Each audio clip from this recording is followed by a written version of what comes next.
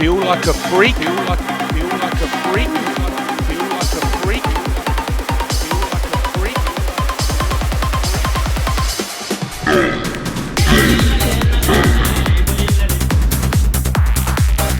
And you will once again be fighting for our freedom, not from tyranny, oppression, or persecution, but from annihilation.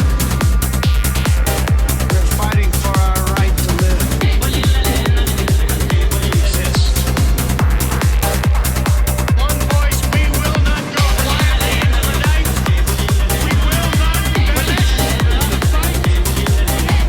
We're going to live on. We're going to survive.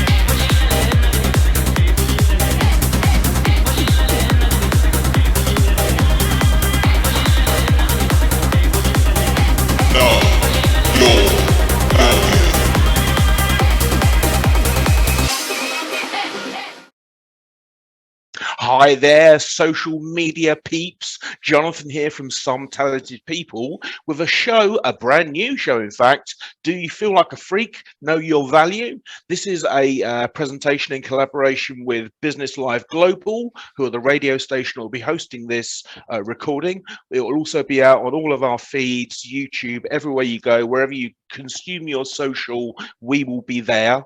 It's a radio show in collaboration with Joseph K. Muscat, and I'll tell you a bit more about it. But first of all, I'd like to meet our guests for this first inaugural show. So who should we go to? I think really we better go Joseph first because he's the co-conspirator. Hello, everyone. My name is Joseph K. Muscat. I am a consultant. I am also neurodivergent myself, and I help businesses as well as individuals reach their potential as well as higher profits through understanding who they know, who they work with by recognizing neurodiversity in the workplace and with their entrepreneurship. Nice. Gabrielle. I am Gabrielle Dublazine. I'm an intercultural consultant and trainer and educator. I deal with diversity at the workforce, and also I'm lecturing at the Malta Leadership Institute. Sorry, say that again. I'm lecturing at the Malta Leadership Institute for dealing with diversity in the workforce, managing diversity in the workforce, and managing neurodiversity. I have a background in psychology, and so I'm helping neurodiverse people to cope with themselves. And I help also people at the workplace to build an inclusive workforce. Excellent, excellent. Sharon. Hello, everyone. I'm Sharon Lofgrave, and I help women with imposter syndrome who really struggle. And one of the things is a lot of the struggling is often because of their neurodiversity. So they've learned to be different in a way of almost like becoming somebody else, lots of somebody else's in their roles in their life. And part of my job is to help them see who they are and how they can manage all of these things together in managing in life. So that's what I do. That's very nice. Excellent. And finally, but not in any way lower down the pecking order, Andrew. Thank you. Yes, my name is Andrew Marsh, and I'm never quite sure whether I'm allowed to say I have Asperger's or I'm an Asperger. I was discovering that there's a difference in terminology. But I used to be a geologist in the construction industry before I knew I had Asperger's syndrome. And I realized back then, or even when I was growing up, that I was different. Always known I was different, but didn't know why. So when I got my diagnosis 7 years ago, everything fell into place. I understand why I was different, why people treated me differently, why I was different in groups.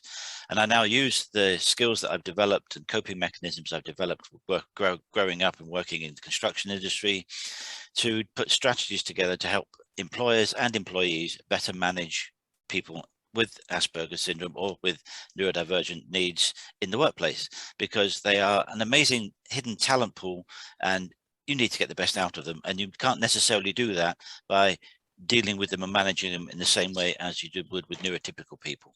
So that's my aim. I'm an author, speaker, and a coach. Thank you for having me on today. No problems. Thank you for being here. Just a quick message then from our sponsor. We listen to you all the time. 80s, 90s, and more. I love it. This is the best online radio station. Streaming 24/7. 24/7. So this is a show of my and Joseph's devising, although the title Feel Like a Freak was definitely my choosing. I very much enjoy the tag freak, which I give to myself on a routine basis. In fact, on my profile on LinkedIn, it says at the bottom, smiley devil face, obscenely expensive smiley devil face, because I just think that there is, as Andrew said, a huge resource of diversity all across the spectrums that employers are not currently maximizing. And what I wanted to do from a Business Live global perspective, this radio show podcast is going to be transmitted in 22 countries around the world. And what I'd like to do through our conversation is resonate with as many of you listening, watching as we can through the stories of our guests. So that's my aim for this. Joseph, what was your motivation? Well, my motivation, I mean, just to give you an idea of my neurodiversity or how I take it though, I have a bit of a love-hate relationship with it. So it's quite different than yours, but I do recognize it, and I see because of the love-hate relationship, I see the importance of of identifying, recognizing, and bringing to the attention to the challenges that I face on both in a personal and professional life, and bringing more awareness, educating employers and managers in regards to understanding about who they work with has become my purpose and mission. And this is what my business is about, as well as my own personal podcast, and how I try to bring attention and acknowledgement about that. And there's a huge depth of misunderstanding about what neurodiversity is and how to communicate more effectively, and realizing that there's a huge talent pool that either A, they already are employing, or B, that they have been excluding for such a long time. And it's time to change the model. I don't know if other people have noticed this, but Joseph, you appear slightly out of focus. Yeah, my camera has been acting up. I have to go buy a new camera, unfortunately. Oh, really? Yes. You don't think it's just grease off your finger or something like that? It could be. I'll have to maybe give it a clean. Okay, we'll give it. Yeah, to be honest, your voice is enough. We haven't got your beautiful visage. We know is just a bonus. So thank the you. The definition then of neurodiverse. Gabrielle, you have the psychological background. Tell me and tell our viewers what neurodiversity means from your perspective. Well, neurodiversity, I think, is one of the most misunderstood terms, and it actually tempts the viewer or the listener to pigeonhole. Neurodiversity cannot be pigeonholed. It is very complex. And sometimes it's absolutely misunderstood, because people with symptoms of dyslexia, with symptoms of Asperger's, with symptoms of ADHD must not necessarily be neurodiverse. The difference that might be new to you, Jonathan, yes, but I find it to make it a point to say that here. The difference is in the extreme when it hits you. For example, how do you cope when you feel overwhelmed? What is your attitude towards life, your situation?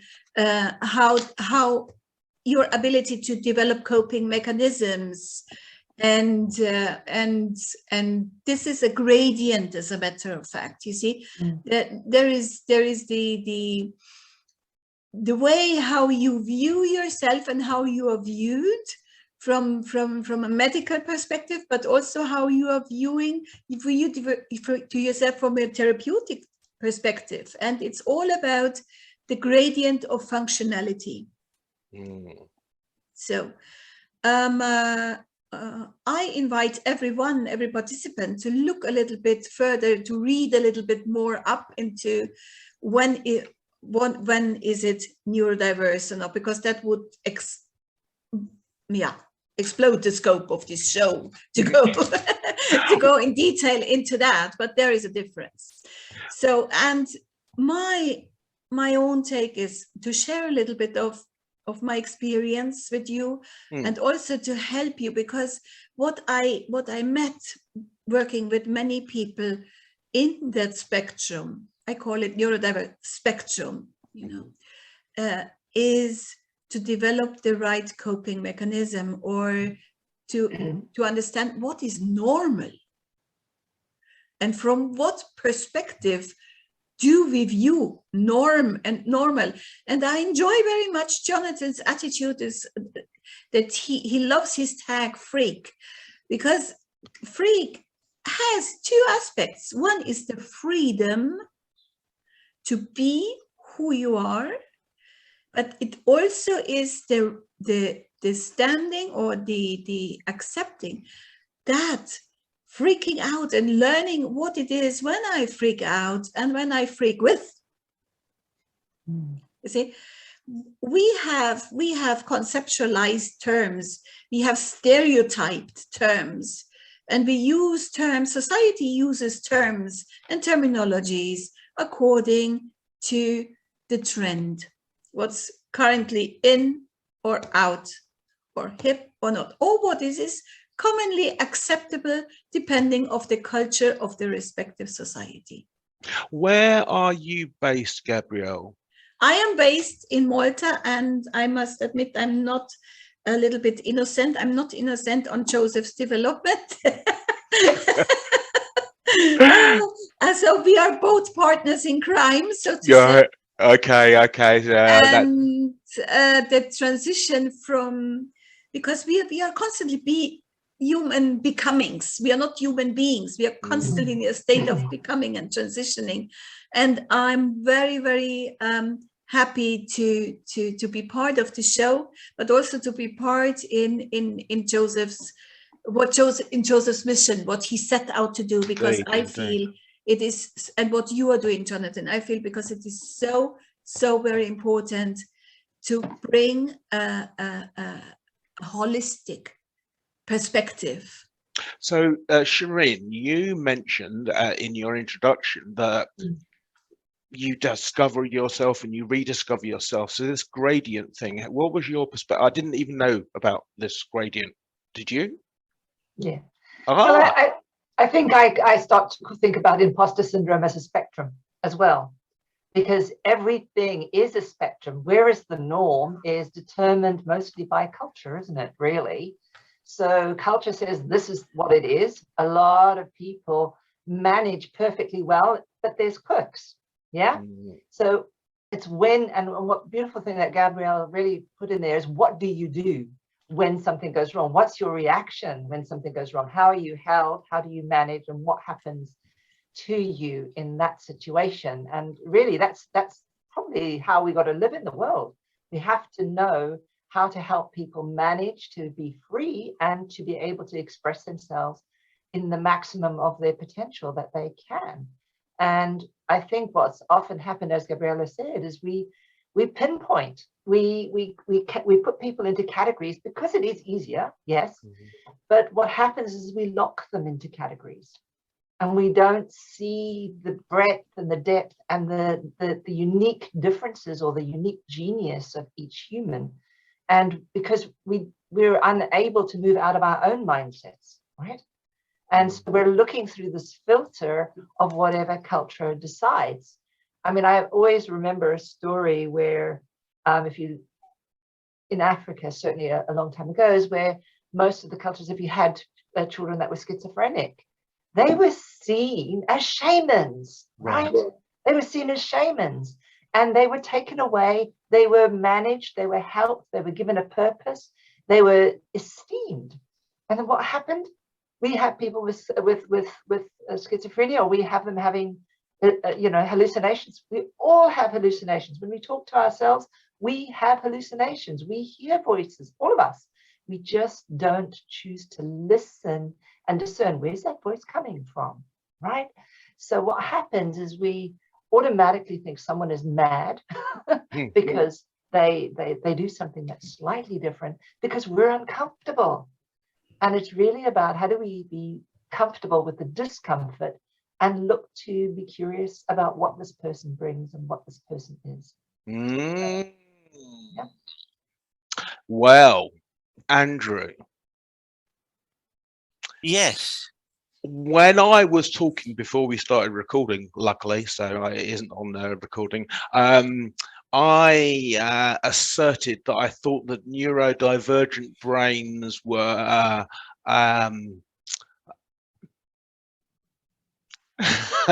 I did say better than neurotypical brains, and you challenged me and you said different. So this thing about you being a geologist. So, right. Asperger, like, you have to get this for me and for our viewers. As I understand, Asperger's is on the ASD spectrum, and things that I'm aware of is a real attention to detail, an amazing focus. You can sort of close out the whole of the world and just do a thing. Do you think that's how you ended up in geology? Well, I can tell you exactly how I ended up in geology. Please do. I was 14 years old. We were picking our subjects to study for O-level at school. And we had 2 core subjects, which was maths and English, and you had 6 subjects to choose from. And I picked 5, and I had 1 left, and I didn't know what to pick. And one of my friends from my geography class, the geography class we were in, said, "You like volcanoes and mountains and rivers and things like that. Why don't you try geology?" So I looked at it and thought about it and went, geology? Well, maybe, sounds interesting. So I looked at it, it fitted in the timetable. And so I did geology. So I did geology at O-level. I naturally did geology at A-level. The people that I was with in my groups at school, friends, they sort of encouraged me, well, we're going to go on to do degrees. We're going to go to universities. What are you going to do? And it wasn't a case of, what are you going to do in the sense of, are you going to go and get a job, or but it was, we've just all done A-levels together. What subject are you going to do for degree? And I fell into it, and I fell into doing a geology degree. At that point, I suddenly realized that actually I could call myself a geologist, and I quite enjoy what I do. I'll see if I can get a job in it. Got a degree. I then got a master's, and I applied for jobs as geologists, and I got a job in Glasgow, and I've been in the area ever since. And that's how I became a geologist, because someone said to me, "You've got a space in your timetable, do geology. You'll like it." That's exactly how I became a geologist. So to answer the sort of the other part of the question is, there's an awful lot of physical mental attributes and things that people who are on the spectrum have that they are particularly good at, and they sometimes they're not particularly good at. I'll give you an example. I'm a very organized person. I have files over there, I have files over there, I have a drawing cabinet there, and I've got bookshelves over there. And if someone came in and moved something, I would know just by walking into the room, scanning it with my eyes. Someone has been in and moved something. And yet there are other people with Asperger's or autism who are completely messy. It's in that bundle over there somewhere, or it's buried under that pile of paper there somewhere. So whilst there are traits and characteristics that people who have autism and Asperger's exhibit, not everyone on the spectrum has all of those traits and characteristics. I'm going to give you an analogy, please, of how I view the spectrum of Asperger's syndrome. Okay. See this thing here? This is a kebab. This is a wooden kebab skewer.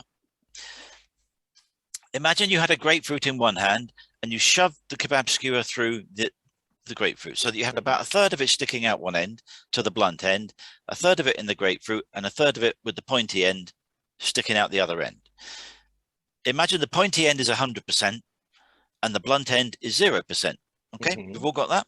Yeah. Imagine if you had 10 of those kebab skewers through the grapefruit. Now imagine if you had 1,000 or 10,000 kebab skewers through that grapefruit, and each kebab skewer was one characteristic or trait of Asperger's syndrome and the spectrum, and everyone sat on a different place on that kebab skewer on all 10,000 of them. So some people are going to be 100% for some things, they're going to be 0% for other things, they might be 24% for something else. And every single person on the spectrum with Asperger's, and you can extend that to autism as well, because it's all part of the same makeup, sits on a different place on that spectrum. And that is what your spectrum is. It's not linear from A to B, one characteristic. There's 10,000 of them. There's 100,000 of them. There's a plethora. There's as many as you want them to be. And everyone sits differently on every single kebab skewer. And that's why some people are fantastic at certain things and they're dreadful at other things, or they're not particularly good at other things. Sorry, dreadful is not a good word to use. So to say they're better or they're worse, I use different, because when you look at the definition of Asperger's, can I read this, or am I taking up too much? No. Okay, this is a clinical definition of Asperger's syndrome that I got off the internet. Asperger's syndrome is an autism spectrum disorder, one of a distinct group of complex neurodevelopmental disorders characterized by social impairment, communication difficulties, and restrictive, repetitive, and stereotypical patterns of behavior. That's a horrible definition, isn't it? That's very clinical. It says nothing about the abilities and the skills and the specialisms of that person. No. It uses the word disorder twice, and I hate it for that, because disorder implies there's something wrong with you. If you say someone's got a disorder, there's something wrong with you. When no, there's not something. Actually, there's an awful lot right with them. You've just got to find it. You've got to nurture it. You've got to encourage it. And I'm just going to turn this card over, because on the back of this card, I've got my 30. That was 30 words. I've got my 30-word definition of Asperger's syndrome. See if you like the difference.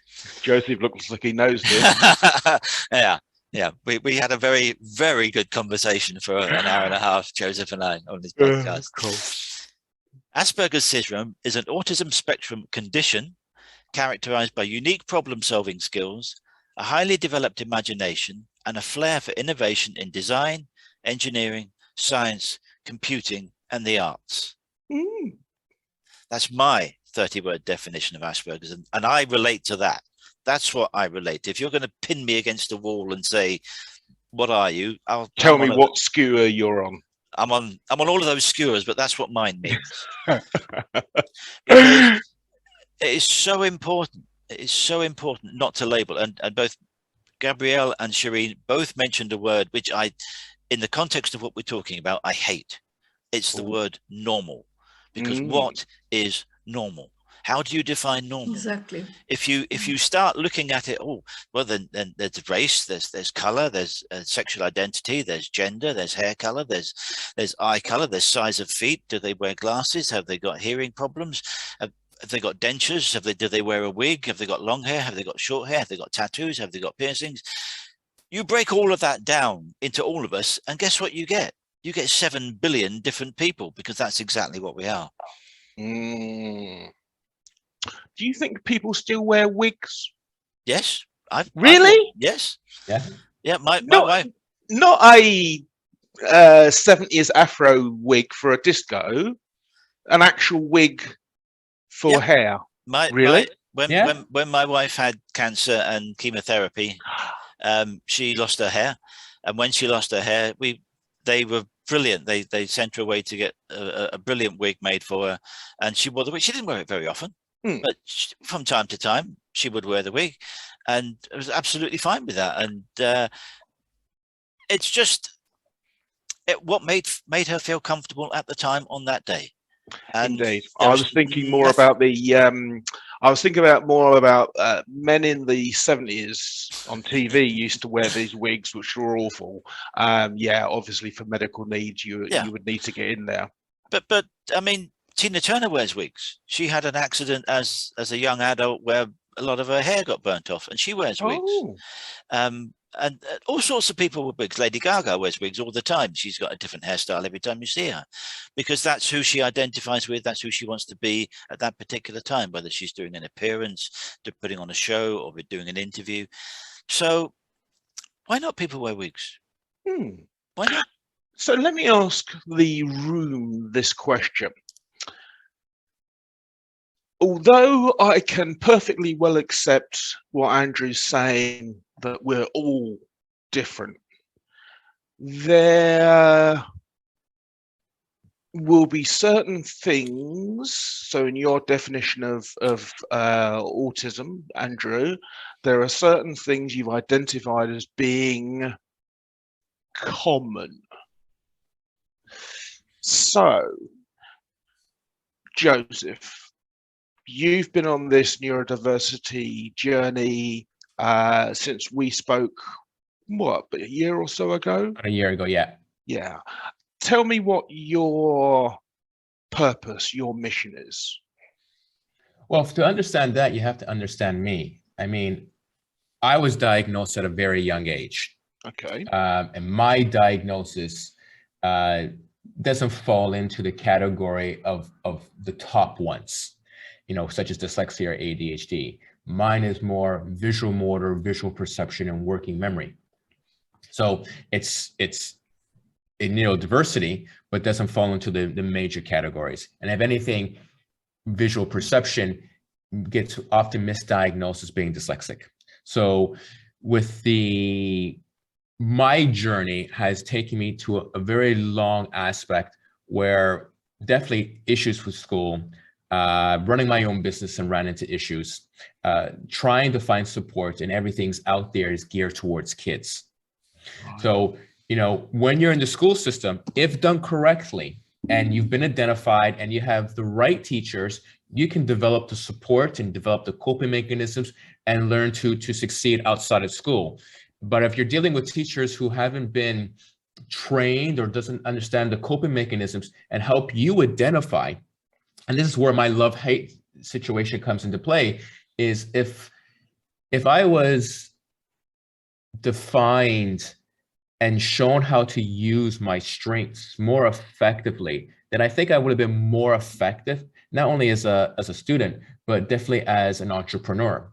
And sometimes, you know, some people are able to do it intuitively, others not. And I think, again, if I've had more of a guidance, things maybe have been different. So through the adulthood, running my own business, still ran into the issues, but everything I tried to find out there is geared towards kids because it's seen as a childhood issue rather than a lifelong issue. So I came to a point in the last 2 years, especially, and prior to this, I'd never really disclosed my neurodiversity. So it's only been in the last year to 2 years I've really, truly been outspoken about who I am and what I have. And I came to the conclusion that during my entrepreneurship and even during my employment, that there was no support structure, and businesses don't understand who they're employing. And there needed to be a voice for the employee or for the entrepreneur who needs that support and needs to have that clarification in the workplace. And that requires bringing that voice into the workplace and educating employers and managers and human resources. That also goes into the entrepreneur. I mean, 1/3 of entrepreneurs are neurodiverse. So, and why have they left? I mean, we take a look at statistically, many leave the workplace due to mental health reasons because they're not getting the support they need from their managers or their employers. They end up starting their own businesses. And we find out that a lot of neurodiverse become very successful entrepreneurs. And why? Because they built it all around the following model. They built around focusing on their strengths and adding support around their challenges, basically what they were not getting in the workplace. So when you understand that journey and you understand why I've taken on this cause, then you can see why it becomes very outspoken about this, and why we need to change the perspective of how people view, because going back to Shireen's point, what is normal? There's, there is really no normal. I mean, if you want to take a look at normality, you look at the mirror and you think, that's what normal looks like because I'm normal, and so I expect everyone else to be like me, which really isn't the case. And what? I'm just going to stop you there just to have a quick message from our sponsors. You're listening to Business Live Global, where your business meets the rest of the world. So it's interesting then that this nature of spectrums, the grapefruit analogy, I think is a good one in that so many different subsects.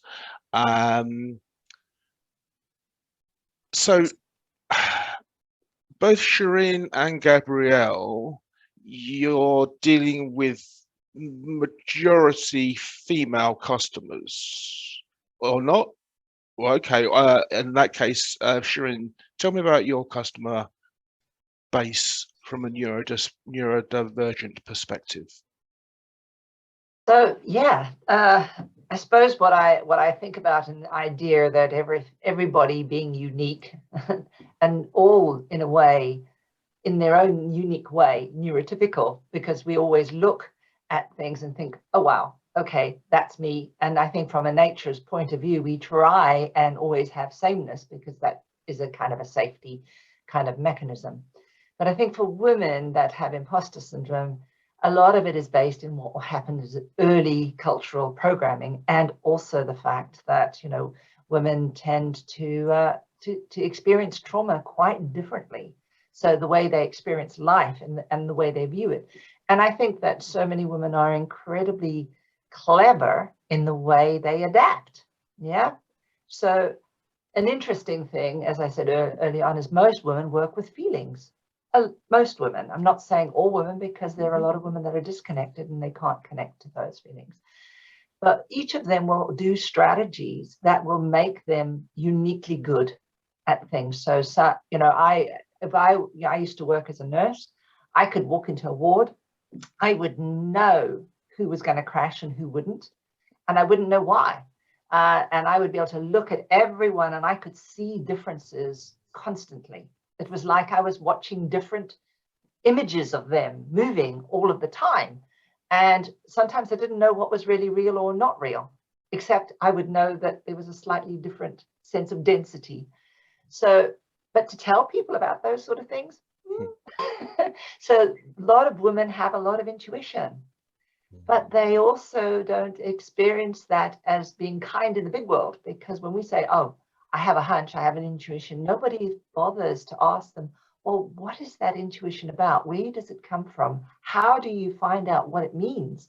So what happens is they lose connection with that part of them that is actually really good. And they don't know how to utilize it well. And so they make assumptions on that after that. That's sorry to cut there. I just thought as you were saying that I posited in my last book that every child below 7 is neurodivergent in a massive, like the sort of thing where you're talking about. So my experience is I have dyslexia, and I'm lucky insofar as I had a bunch of strokes and lost connection with everything and had to rebuild it.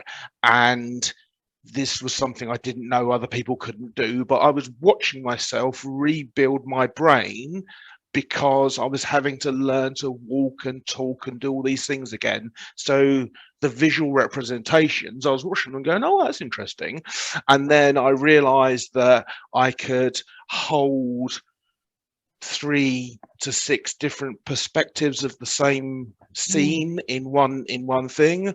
And then I also have terrible pain from a motorcycle accident I had 26 years ago. So I'm in agony all day long. So what I started doing was mucking around with the spectrums, so color spectrum, infrared spectrum, anything I've seen, I can paint the world that color, that filter. It's like, you know, show me a filter and I can change that for anything. And until I found out about myself, I assumed, because I had a major brain injury, so I'm thinking, well, look, I'm struggling. So I had just assumed everyone saw that.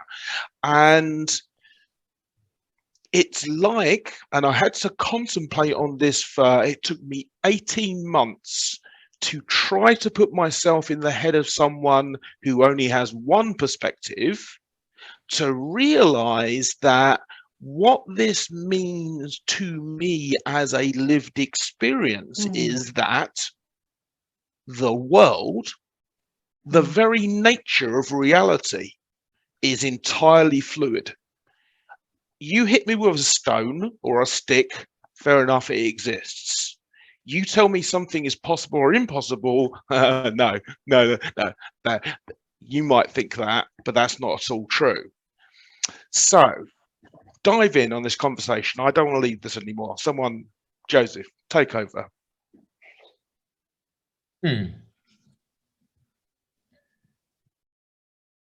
Well, again, it comes back to the aspect where people need to understand how people think differently and what their perspective of the world is. And that's something that often gets, what's the word I'm looking for? There's a lack of communication and understanding because of it. Because again, it goes back to the aspect of not only what, it goes back to the aspect of what is normal, but also the aspect of, you know, everyone's a Ken doll, right? So what do you do when someone is not a Ken doll? And then how do you communicate with them?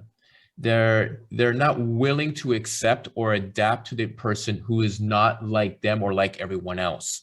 And then it becomes this conflict of how can we try to bridge a communication between each other so that we can see. Go ahead. Well, I'd like to pick you up on that because we were talking about what is normal, and like Sharon said, everybody has an internal voice. Everybody has things they experience as dreams, hallucinations, whatever you want to call it. And Andrew was saying that there's 7, 8 billion different versions of the skewer. So how can any enterprise bigger than one person even begin to deal with this? Gabrielle. Well, I'm listening intently to the back and forth and how you collect the thoughts and ideas. Actually, when we have to learn, like you had to learn and to identify, and also what Andrew said, finally I was diagnosed, I could organize myself. How do we orient ourselves in an ocean? How do we navigate our being? We need, and that is what you try to do, or I assume you try to do, we're trying to find a constant with your question, what is common? So common, not in the sense of common from a cultural or social acceptable perspective, but more in the sense of where is the overarching theme that could serve me as an anchor to identify my uniqueness and my difference and my fluidity. So, but our society and our brain always, as I keep saying, it tries to pigeonhole and to stereotype. Because we need to, this is a natural, a biological need for a sort of a safety. Because in a world where I don't know myself, what do I know? How do I measure? How do I structure my day? How do I structure my life? You see? So, and from that comes always the comparison, almost the compulsion to compare myself with what? To what? It is actually a base of a drive to belong. Well, Maslow's hierarchy of needs is it's the second most. Which are any more a little bit outdated, because Hollow, they discovered that the monkey holds on to the fluffy surrogate, even if the fluffy surrogate doesn't give any food, because it's fluffy and gives you warmth. Right. So there are so many, again, if we found something, that's it, you see? And the beautiful thing in science is there is always the hypothesis, and there is always one margin which is there to explain an exemption. And here comes back what Andrew said. There are so many perspectives within a perspective, but what is common? I need to hold myself, otherwise I get lost in the perspectives. So I need to understand what is common in order to develop a coping mechanism, you see. Ooh, right, other people dive in on this, but it occurred. So in your work, Gabrielle, Andrew, in your work, what you're doing is you're helping people that have maybe felt different for a while but not known what it is, or maybe have had a diagnosis, but we're pretty certain now that diagnosis really is something that more neurotypical brains do for this sense of belonging, sense of tribe, which is primeval. When I started down my journey, I noticed it as a binary thing, like, bonk, yeah, that person's like me, or bonk, no, it's just a different energy. So I notice a different energy very distinctly from other neurodivergents, typically, to what would be what I used to call the norms. If the spectrum is 180 degrees, I thought that very neurodivergent people, so functional, Andrew, that their condition does not hamper what they do, but enhances what they do. I think that's probably, the sort of 85th, 90th percentile. You've then got a whole block of people that are entrepreneurs that, as Joseph pointed out, then you've got people who just have mild occurrences, and then you have people who are more neurotypical. What's people's view on that? I think there's a difficulty that I have with someone saying, and I know you didn't specifically say this, but someone saying, oh, they have mild autism, or they have mild Asperger's, or they have mild dyslexia, because what you're actually meaning is it's how it is impacted on others and how the others see it. Exactly. You either have dyslexia or you don't. You can't have, well, I don't know about dyslexia, but with Asperger's, I have Asperger's. I don't have 70% Asperger's, I have Asperger's. And my representation of that Asperger's will be completely different to the next person you see has Asperger's syndrome. But we have a commonality amongst us. So it's how others behave around you, is how others react to you, and it's how you behave in the circumstances of other people, be they team members, managers, and so on. That's how it manifests itself. So there's not a mild Asperger's. You either have Asperger's or you don't. But it's how that relates to the people around you and how they react to it and how easy or difficult you get on with them. I mean, I had a geological career before I knew I had Asperger's, and there were times that I got on quite well with my colleagues and my bosses, and things were fine, because that was their human nature. That was their ability to see the skills and the abilities that I had, rather than, oh, hang on, he's not particularly good at that, so let's all focus on that and berate him for that and degrade him for that. What they ultimately wanted was that you delivered a job that was the right standard in the right time. And if there's social aspects of you involved around that, then you have to find ways to manage that and deal with that. So it's about the reaction and the treatment of you by others is how it's viewed, which is different from how you have it. May I ask? Oh, please, no, Gabrielle. May I add to that? What is very important to understand who you are is also to understand what your needs are and how to communicate the needs to others so that others can understand how to treat you and how to collaborate with you. Because we sometimes assume the others have the sort of a glass ball effect. We have established that there are differences in behavior and being, but how can we communicate this, how we want to be treated? For example, conflicts often arise because overwhelmedness can only be communicated in an emotional expression or in a withdrawal or in an explosion, and the others see what's going on right now.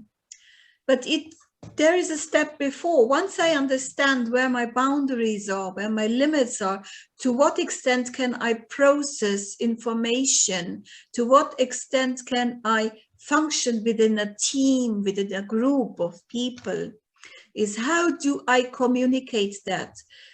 For example, Joseph and we work together also in an organization, other things. So may I use your example, Joseph? Do you give me permission? Ahead.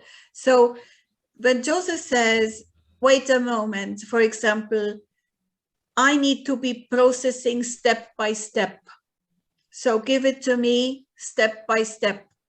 So then I said, oh, wait a moment. Yes, I'm a multitasker, so I automatically assume that you also are as swift as I am in multitasking, for example.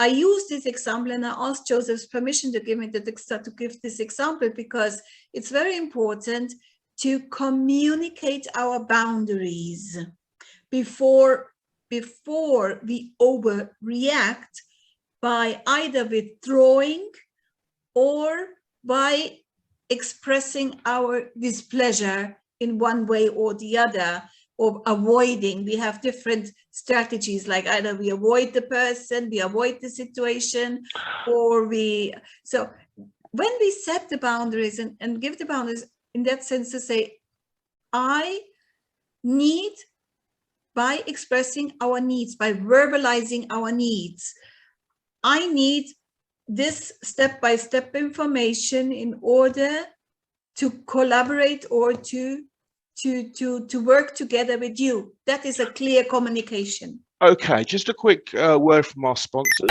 Yo, what's up? Baby, let's go! Top business tips, extraordinary entrepreneur interviews, cuckoo reviews, promotional films, and so much more. This is your Business Live Global. Go on, Andrew. Sorry, I just want to. One of the things that I do when I'm working with people who work in a work environment is try to find ways that they can help their managers and their supervisors communicate with them. And that's by saying, I need a checklist. I want a procedure. I want a rote. I want to know step by step by step. Because what you're actually doing in a very gentle, very subtle, not in a big brothery kind of way, you're actually training the people around you and your managers in how best to communicate with you. And that is so important, that communication is a two-way thing. You cannot have a business relationship, a working relationship with someone when it is all dictatorial. You shall do bang, bang, bang. There are things that need to be done in business. You need to do this task and this task, but it's how you go about instructing, guiding the person doing that task so that they feel ownership of it and they can have a sense of pride in doing it, but then still meet the deliverable objectives to your boss, to your supervisor, to your client. So it's really important that that process of backwards and forwards that you have with your colleagues and with your supervisor, what you're actually doing is training them how to communicate with you so that they can get the best out of you. And that's Okay, really so important. what I'd like to ask then, Hold on, Jonathan. Go on. Sorry, Jonathan, I want to step in here a little bit. Yeah. So keep that question on hold, and hopefully you remember it as well. But right now, though, we have to put into perspective, though. I mean, I agree with what Andrew has said, and I agree with what Maria Gabrielle has said. But we have to put into perspective, though, that we're kind of putting the cart before the horse, okay? Which is people need to know who they are in order to be able to communicate. People have to understand what they have. And, so going to your point, or even Jonathan's point about minor, I was told my dyslexia, because I'm technically, I would say 50% dyslexic. And I say that again, because often visual perception gets misdiagnosed as being dyslexic. So I'm a little bit unsure if I really am dyslexic, but I was told it was minor. Okay, well, what does minor mean? All right, how does that affect me? And how is that affecting my performance in a relationship or in a job or in my business? And what does that mean? And I don't, I have a textbook understanding. I have an understanding based on my own personal observations, but I still don't quite really understand, even though I have a really good understanding of who I am and what my neurodiversity is, but I still don't feel fully confident. So, I mean, how can someone develop the coping mechanisms and being able to communicate that effectively in a workplace situation or in a social environment if they don't have that understanding? This is a very good question, Joseph. You see, where you were coming from, it sounds very static because there is no finite point. So no human being, neurodivergent or neurotypical, will ever be the same and will always remain the same. So the thing is, we have to look into identifying what are the static factors that are related to my personality, what type of person I am, and what are the dynamic factors. And yes, you are right. In order for all of us to explain ourselves, how we want to be treated and know our needs and communicate our needs, we have to understand what our needs are. Yes, that is the first step. And that is through lived experience, to living with each other, or to work on it with either with professionals or with families. It requires a lot of a reflexive attitude, but even the reflexivity is not always a given, because there are certain parts or certain traits in the neurodiverse spectrum where the level of reflexivity is low. And I mean, how can I look in a mirror when the mirror is broken? I only see a reflection of a broken mirror. So that's why, again, we need each other to help understand. So that, for me, sounds like quite a strong metaphor for what you do with Sharon, in that the woman looking in the mirror is seeing a broken version. Yeah. Yeah, they are. I think that, I mean, there is such an interesting conversation, this, and I'm overwhelmed just listening to it because it's just so rich. I think what is coming up for me here, in the sense of for women certainly, is the fact of you know who you are, but you know from the first and I really want the thing to be said. Yes, we are all neurodivergent in some way. Okay, and I love the idea that before the age of 7, we are there, but by then we're moving into more concretizing of our brain. So the thing that starts to make me think more about this is that when we're looking through perspectives, we're starting to create our maps. I think we are always becoming, and actually nothing is ever fixed. For me, nothing is fixed. It's just how slow the flow is going that will allow you to be more fluid or to be more in that static state. So how do we do that, and what is the learning or processing style that we have? And maybe that's where we've got to work with kids, because that's where we're going to make the biggest difference. But I wonder if we're categorizing people, and I know that we talk about neurodivergent being a subset or Asperger's. We're looking at categories. So what would it be like if we lived in a world that didn't have categories?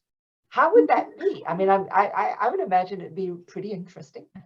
So it may make us focus on looking at people very, very differently. I loved Andrew's definition of what neurodiversity for Asperger's is looking at the world from a place of how we shift things. But even the word condition means that there is a constraint. There's a constraint with it. So how do we create something that has no constraint?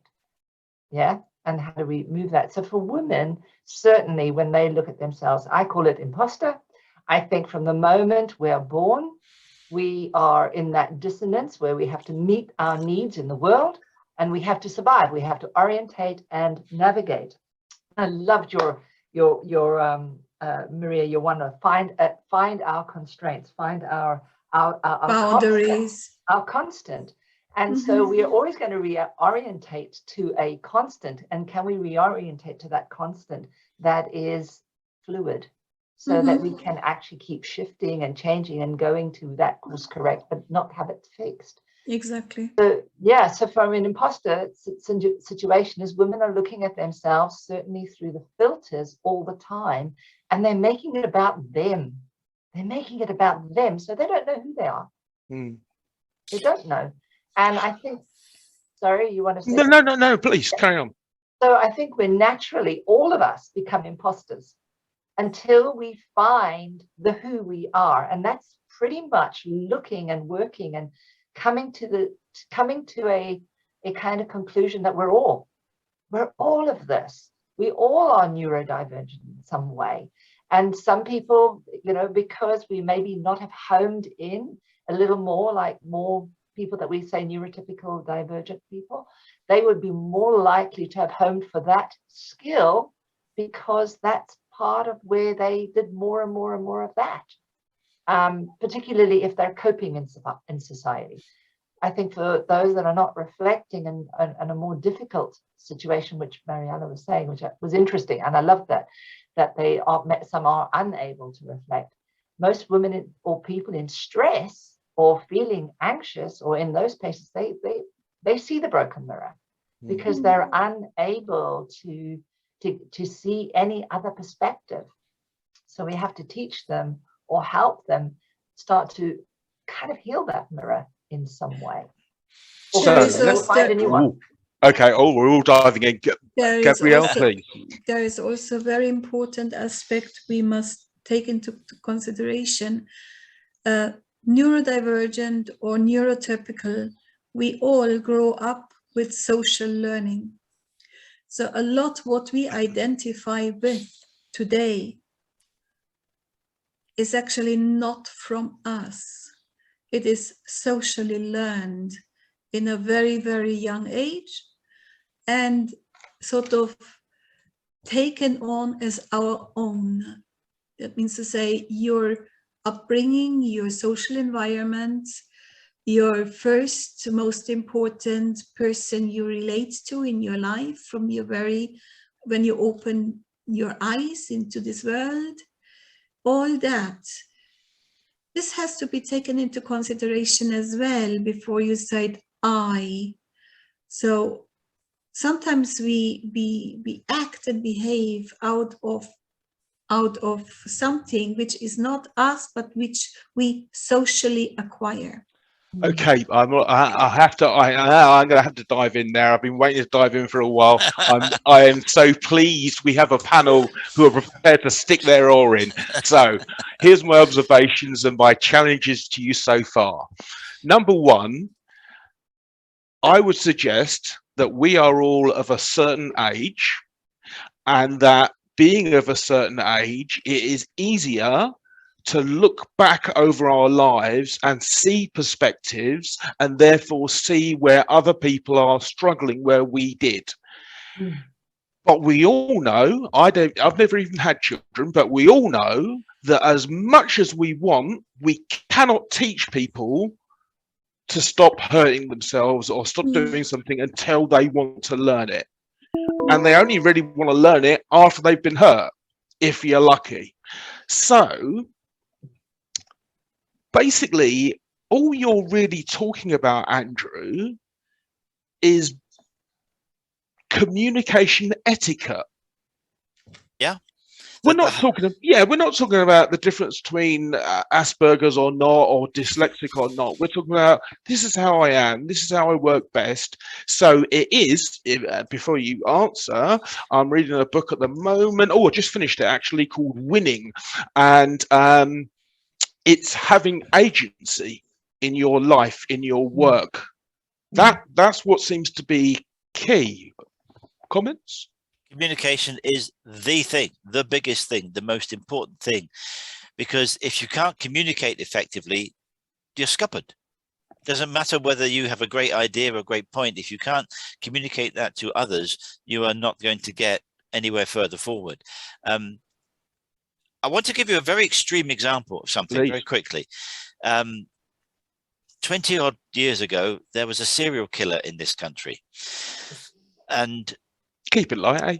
Keep it light, exactly. And one day, his son, because we're talking about Map of the World and learned behavior that was Gabrielle was talking about, his son was invited by one of his school friends to come and do some homework at his house. And he got there and he found something quite alien to him. He found a loving family where they talked to each other in a nice and supportive and emotionally acceptable way. They were friendly, they were nice, they were polite, they offered him food, he had a cup of tea, things like that. And this kid of this serial killer had never seen anything or experienced anything like this in his life. His life was being beaten, being abused, being battered, the whole thing. And he actually said something. I don't know whether he said something to that parent or he said something to his child. And that resulted in Fred West and his wife being convicted of murder, serial murder. Yeah, he buried kids under his patio. He had people stay. And it only came about because that poor child's version of normal, this learned behavior, that exactly what Gabrielle was talking about, was of abuse, beatings, and he did not know what a loving, normal family relationship was, where people were nice and kind to each other. So that is extreme, but I understand why you've gone there. But this is the problem, and it's a challenge for you, Gabrielle. So you've heard of the term the Marshmallow Test, have you? Yeah, have you read? Has anyone read the book, The Marshmallow Test? No, but I'm aware of the test. Okay, so in the book, basically, this idea that our personality, our traits, there are some things which are more static, and there are some things which are more fluid. Not according to his observations. His observations is that all behavior is context specific. And so a potential serial killer from one set of environments could be the most caring person to animals, for example. So how can anyone watching this who feels different, what's the first step, Gabrielle? It depends from what perspective you're seeing it. What do you mean? Which context? It's all, as you say, context specific. I mean, you always have to look at the context. I mean, from what perspective are you seeing it? So if you want to rephrase or precise your question, I give the ball back to you. Okie dokie. Sorry. Okay, so a person, an entrepreneur, someone who's listening to Business Live Global in, you know, any country around the world, we're networking with people all over the world now. So someone watching this from their own perspective, looking out into the world. Andrew, I'll come to you on this. You didn't know until 7 years ago. And so did you go through 50 years of having problems, or just that you thought other people were a bit strange? No, completely the opposite. I did have 51 years of problems of dealing with people, family, friends, work colleagues. But they were a problem for you? A problem for both, because a problem for me because my version of normal, that horrible word again, is not the same as their version of normal. I was different, and I stood out like a sore thumb. I mean, the bullying and the abuse I had through college and school as a subject for another day. But I did not know until I got my diagnosis that my version of normal was not everyone's version of normal, that how I viewed the world, my map of the world, my perspective on everything, I did not know that that was not the same as everyone else's. So, but this is the thing. So Joseph and I are both NLP practitioners, and the first thing they say in any NLP book is the map is not the territory. And consequently, the show is supposed to be, I feel like a freak, know your value, because I think there are many people out there in the workplace and in society who have they've developed specialist skills. Because that's what it is ultimately, isn't it? Is that your brain, your cognition, your manner, your style in the way that you operate. So not a fixed personality, but the way you flow through the world is you develop a skill. So yes, there are, and we're different people to different people in different circumstances. Yeah, you will behave differently with your parents than you would to your boss. Indeed. So this is the point, Andrew, is that you said that when you were explaining your growing up, it was you were the one that stood out like a sore thumb in comparison to them, which sounds as if them is a bigger group, which is why I'm having a struggle. Because, so, okay, Gabrielle, you asked me to refine my question. Yes, on that 180-degree spectrum, where this side is neurotypical and this side is neurodivergent, where do you think the world stands percentage-wise? Can I jump in? Please. Yes, please. I was going to say everywhere, but go ahead, Joseph. I mean, you just answered what I wanted to say. I mean, you cannot generalize. But you have to, because how can you? Why do we have to? Why do we have to? Because we have established that our world is full of diversity and full of uniqueness. So where would this leave us when we gave a sweeping statement where the world is today? Because whatever you will say, you will have a counter argument. Whatever statement I make now, then there would be always a yes but and a yes but and but. So this is it. The world is complex, unique. We as human beings, we are the most destructive creatures that there are, and at the same time, looking at it from a different perspective, here we are, the five of us in a position to discuss this beautiful topic, to demonstrate the diversity and the uniqueness at the same time. And I think what the world needs to learn is to stop discriminating. Because with labeling, and here coming back to Shireen's, why do we have to categorize? Because our brain or our intellect needs an orientation point in order to develop another theory, or to develop a communication strategy, or to develop a sort of a framework we can operate with. Okay, yes, but we should. I'm going.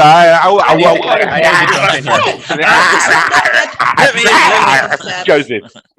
I need to jump in here because we've gone back to Shireen, which is something I wanted to do for the last 10 or 20 minutes now, and you've also brought up a lot of things here. I mean, first off, it's ideal for us to think that we can live in a world where we cannot categorize and label. Unfortunately, it's our human nature, and it's not going to happen. But when we take so the aspect is that comes into play is when we categorize, we're categorizing for a reason, and that comes back to when we take a look at neotypical, they're considered generalists, right? And when we look at neurodiversity, they're considered specialists. So it's defining where the generalists belong, and it's defining where the specialists belong. Then when we take a look at that aspect, and now this brings up a book in regards to why we categorize. I'm currently reading a book, and I've mentioned it to you, Andrew, Pattern Seekers. Mm-hmm. And it's a very interesting dynamic of understanding how the brain works and where autism kind of comes into play. And they talk about in the second chapter, the if and then approach, because we're very logical. The argument is that we're very logical thinkers, which then leads into the aspect of categorizing, of seeing patterns, of leading that into invention. And we all are able to do the if and then. So it's an aspect of a theory in this book that we are all naturally categorizing through this if and then approach. So now it comes the aspect, where we're trying to identify these different maps. And it's not about the map. When in actuality, I disagree with NLP. It is about the map. It's about knowing where we are and where we think and how we approach things. But it's also understanding the aspect of how the mind works, going back to that theory of if and then. So when we take a look at where neurodiversity is, or where the world is, I mean, that now comes to another aspect, something that I've noticed, is that we're very visual people. If we don't see it, we don't believe it, we don't understand it. I know you disagree, but from my observations of seeing human behavior, I can see that we're very visual people. So when we take a look at neurodiversity, it's something that we can't see. So we jump to the different conclusions. We jump into the miscommunications and not being able to explain. There are so many things I want to pick you up on. Well, there's an interesting thing. The eyes are the last to develop, and they're probably the most complex. Yes. So it's going to take a huge amount of brain. Yeah. So there's a high likelihood that we see, and we see so much more than our little foveal vision. Our eyes see peripherally all the time. So I absolutely think we see a lot, and we give a lot of attention to the visual. And I think that we probably give less to the others because we haven't homed in on them afterwards. Right. you spend so much time on video. I jump in here? Excuse Yes, me for you may. being rude. May I jump in here? This is a perfect example how we see the world from a very ethnocentric perspective. Because what would a visually impaired person say to this argument? That's a different circumstance. But if we take a look how people jump to the wrong conclusions and they jump into their tribalism, which we were talking about earlier about how the world is, from my observation, it's based on the aspect of how they're seeing things, because they're very visual people. Yes, and we're dealing with the someone who's blind, the visually impaired. That's a different circumstances. You know, going back to Shireen's point, their perspective is honed on different skills. But this is also we. When we speak about we don't speak about us and them. I'm challenging you here on that, Joseph. Fair enough. Well, that's the problem, isn't it? Is that actually I thought we were coming on here with some unusual brains, which we all are, and we've all brought a whole range of different energies to the conversation, which is great. The problem is, how do we help? How do you identify the people you want to deal with? Before I throw that question out to the room, just another message from our sponsors. He said, oh, wrong one. No, not that one. Yo, what's up? Baby, let's go. Top business tips, extraordinary entrepreneur interviews, cuckoo reviews, promotional films, and so much more. This is your Business Live Global. So we're coming towards the end of our recording here, and I think it's fair to say that we're going to have another show to delve into this more. I very much like the energy. I hope you've enjoyed the conversation today. What I'm going to have to do is this. I'm going to have to be cruel and give you 90 seconds each to sum up a message, not about your perspectives, but a message looked down the barrel of the camera to someone out there watching this, and speak to them as to whatever you want to speak to them about. I'll go ladies first, gentlemen second. I will count silently in my head, and then Do I put the timer on? Oh, have you got a timer? I could put on a timer. You want 90 Oh, seconds? yeah. Oh, in that case, you can run this bit. Woohoo. Okay. let me put on a new timer. Well 1 volunteered, second. Joseph. Yeah. 90 seconds, you said, right? Yeah. All right. All right, Okay. so Gabrielle. From what we have discussed today, it is very important you understand, or you learn to understand who you are, what your needs are, and how you communicate these needs. This is all from my end. Lovely. Thank you. Sharon. And I think that's exactly what we're talking about, because part of what I want is that you begin to know who you are, your source energy, and how you can communicate that. And if you find that that's not happening, then there are many, you may be neurodivergent, and just come and find someone that will be able to help you. Very good. Very good. Andrew. I think it's important to understand that every one of us has needs and wants and desires and right to be heard, to feel valued. And if you're not feeling valued in what you're doing, then you need to take a bit of a hard look about the environment that you're in and whether that is actually conducive to you or not. Because there are times when we all have to knuckle down at work and put up with things that we wouldn't necessarily ideally want to get something out. But when that becomes the norm, when that becomes consistent and constant, then you're not being valued, you're being taken for granted. And I think if you're finding that you're having difficulties communicating with those around you, it's time to say, well, what can I do to try and make this better? And the way to do that would be to have a word with your superiors. Write it down. Say, I'm struggling with this aspect, this and this. These are the 3 things I'm struggling with. This is what you can do. This is what we can do together to help me be better at what I'm doing, so that I can support the business, support you, and we all meet the business needs. And Fantastic. that's really important. Yeah, so basically self-awareness and self-responsibility to make your life easier. Very good. Joseph? Sure. So, I mean, everyone has said pretty much what I was going to say. So you've taken all my best words. So I'm going to be very specific here now. The workplace and us entrepreneurs, you need to become very self-aware about who you are and what kind of vision that you want for your establishment in your business or as an entrepreneur. That also requires for the neurodivergent to have a safe place to be able to communicate, to be able to work, and to be able to be productive. And that requires the neurodivergent to become a self-advocate. You need to advocate for yourself.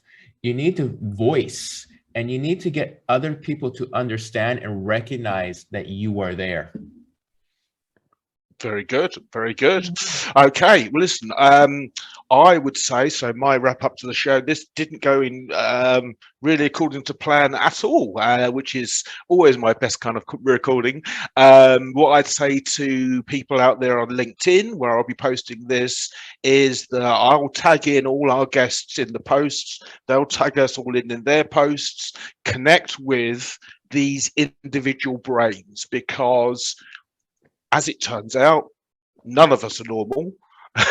some of us are less normal than others, but understanding yourself and taking self-awareness is going to be key to you having a successful, however you measure that, a successful life that you can actually contribute to society.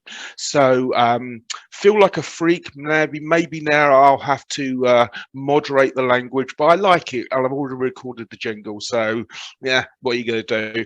Everyone, would you like to wave goodbye to our various assembled social media guru type people? Yeah, woo, woo, woo, woo, woo, woo.